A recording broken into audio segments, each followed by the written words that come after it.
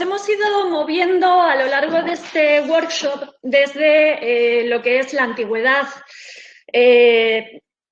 histórica, vamos, confirmada por las fuentes que tenemos más antigua del mundo griego, que son los textos micénicos. Hemos ido avanzando a través del tiempo. Sobre todo nos hemos movido con estas últimas comunicaciones en el ámbito de la Atenas y de la Grecia clásica, y de la mano de Raquel hemos llegado ya a época imperial romana. Así que tomo el relevo y me enclavo. Vamos a comenzar a ver, os voy a presentar digamos, un ámbito distinto en el que las mujeres pues, son poco conocidas, pero tuvieron una presencia muy importante. Se trata del mundo, del ámbito de la alquimia. Pero, bueno, creo que lo principal en cualquier comunicación y a la hora de discutir de cualquier tema es presentar y centrar bien de qué estamos hablando. Y como hablar del tema de la alquimia puede llevarnos un poco a error, voy a intentar dar unas pautas muy rápidas de qué es la alquimia. Cuando pensamos en la alquimia, en nuestra idea moderna, pues se nos vienen a la cabeza muchas nociones que prácticamente nos trasladan al mundo místico y mágico de Harry Potter y la piedra filosofal. Pero como muchas otras disciplinas y muchos otros ámbitos del mundo antiguo, a lo largo de la historia la alquimia se ha ido redefiniendo, ha ido adquiriendo nuevos significados. Eso significa que lo que es alquimia para nosotros no tiene por qué ser lo que era alquimia en la antigüedad. Por lo tanto, la pregunta que nos tenemos que hacer es, ¿qué era la alquimia? Bueno, pues la alquimia, en la época en la que vamos a situar los textos que vamos a ver, era en realidad el origen de la química moderna. De ahí la importancia de las mujeres que vamos a ver. Son las primeras químicas, las primeras científicas, ¿vale? Precursoras de muchas otras científicas y pensadoras que han venido detrás. Bien. Aquí podéis ver las distintas fases de la alquimia desde sus orígenes como disciplinas independientes, veremos ahora en qué consiste, a través del tiempo, hasta, bueno, pues lo que es ya en el siglo XVIII, el origen de cuando se escinden alquimia y química. Pero si nos vamos incluso a los propios términos, alquimia y química, vienen los dos de la misma raíz, de la palabra árabe alquimilla, que no es otra cosa, ¿vale?, que el artículo árabe al puesto a una palabra griega con la que se definía, se englobaba esta disciplina, que es la palabra gemeia o gimeia, que en realidad no sabemos de dónde viene, ¿vale? Era un término que resulta incluso oscuro para los propios griegos que lo usan. Los investigadores modernos han dado varias propuestas para explicar su origen, ninguna de ellas totalmente satisfactoria, ¿vale? Se vincula con raíces griegas, se vincula también con algunos términos egipcios, incluso mesopotámicos, pero realmente no se sabe de dónde viene este gemeia. Lo que está claro es que con este término se definía, bueno, nos vamos, si este es el ámbito, para que quede claro, nos vamos a quedar en la primera fase de esta disciplina, en la fase de la tarda antigüedad, cuando por primera vez encontramos este término en uso, y eso va a hacer que nos desplacemos al ámbito geográfico del Egipto imperial romano.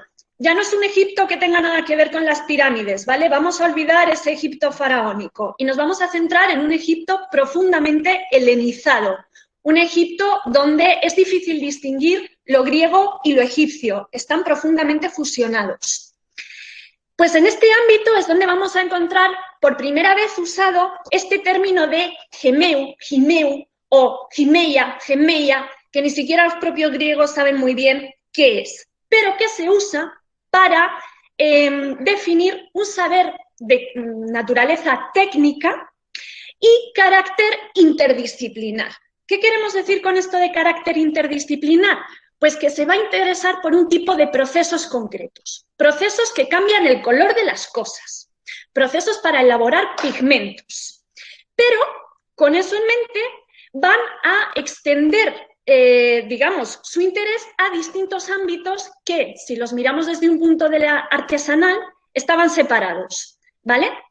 Entonces, ¿de qué se van a ocupar? Pues de procesos metalúrgicos usados para cambiar el color de los metales, ¿vale? Para conseguir distintas coloraciones.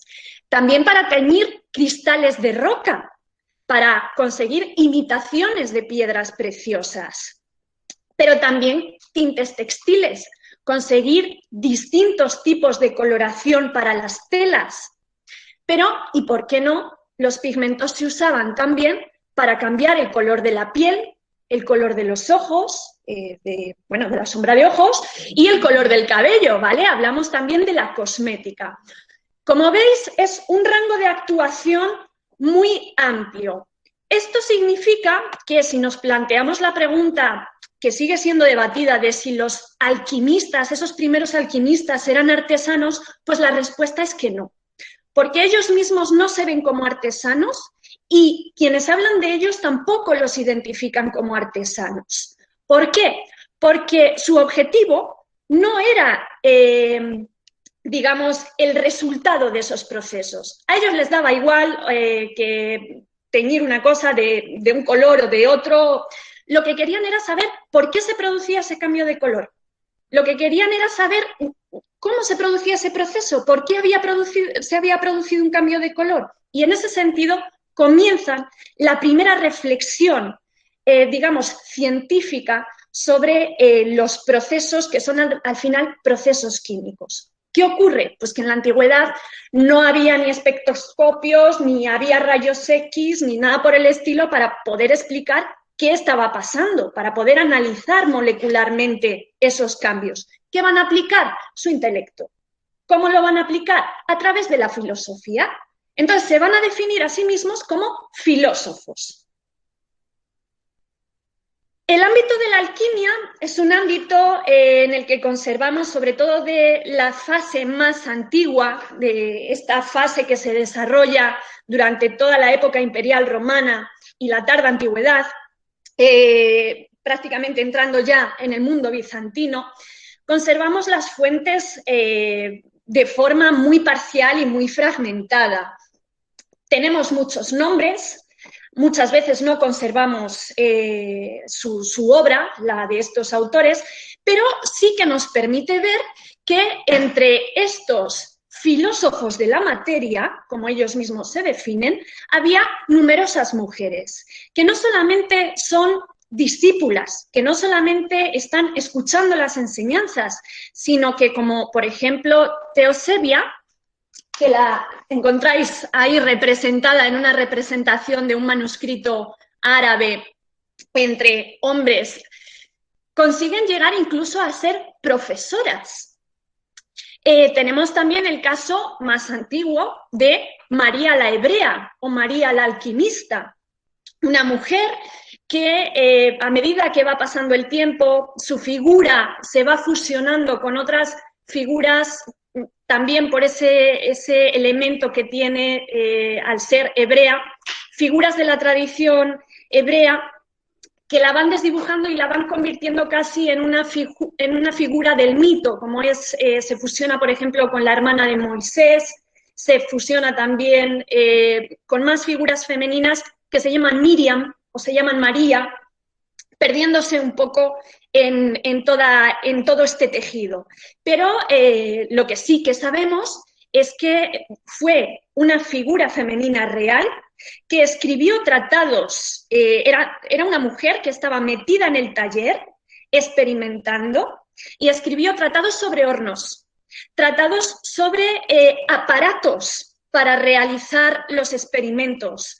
Inventó procesos, el baño María, ¿vale? Es una figura que sigue tocándonos. A ella le debemos el baño María, efectivamente. Entonces,